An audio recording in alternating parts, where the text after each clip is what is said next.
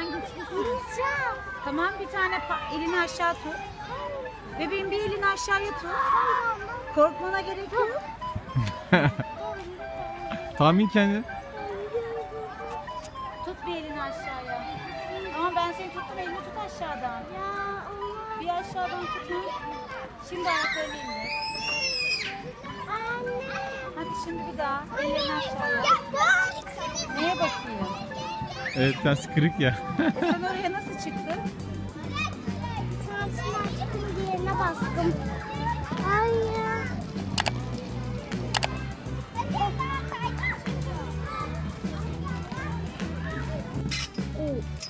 Sera. Ay birazcık korkuyorum. Neden? Ay ya düşecek. Baba durdurur musun? Bakar mısın bana? Efendim. Merhaba der misin arkadaşlar? Merhaba. He? Merhaba. Heh, düzgünce. Arkadaşlar bugün sizinle orman parktayız. Çünkü ben istedim burada olmayı. Ben de çok istiyorum. Evet, çok istiyor. Orman Parkı çok seviyor.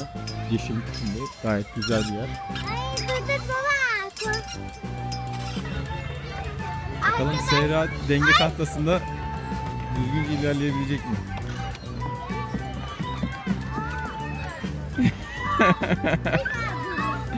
Hadi bir daha dene. İnşallah. Ya şu çok sallanıyor da. Sallanmasın mı?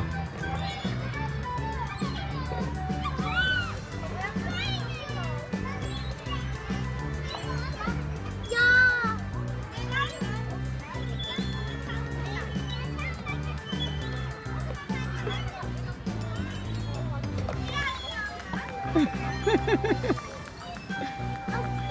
Hadi bakalım, az kaldı Sera. Bakalım başarabilecek misin?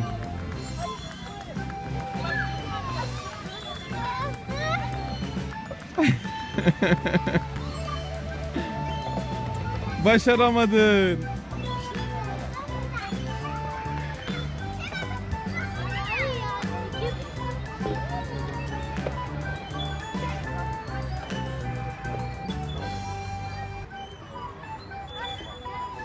Yavaş yavaş yavaş yavaş gel. Yavaş yavaş gel.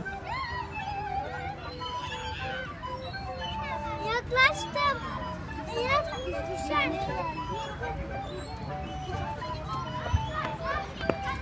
Kazandın mı?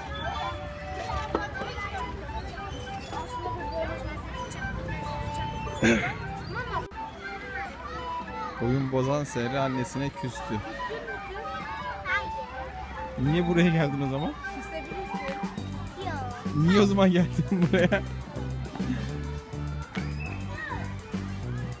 Arkadaşlar ben çok acıktığım için yemek yiyorum. Ne Annesinin yiyorsun? yaptığı dolmaları yiyor. Yaprak dolmalarını. Ne demişler Serra? Dolmayı yut, dilini tut. Sen de söyle. Dolmayı tut, Dolmayı yut, dolmayı yut, dilini diline tut. yut. Dilini tut. Hadi ben daha yemeyeceğim. Yemeyeceksin mi? Doydun mu?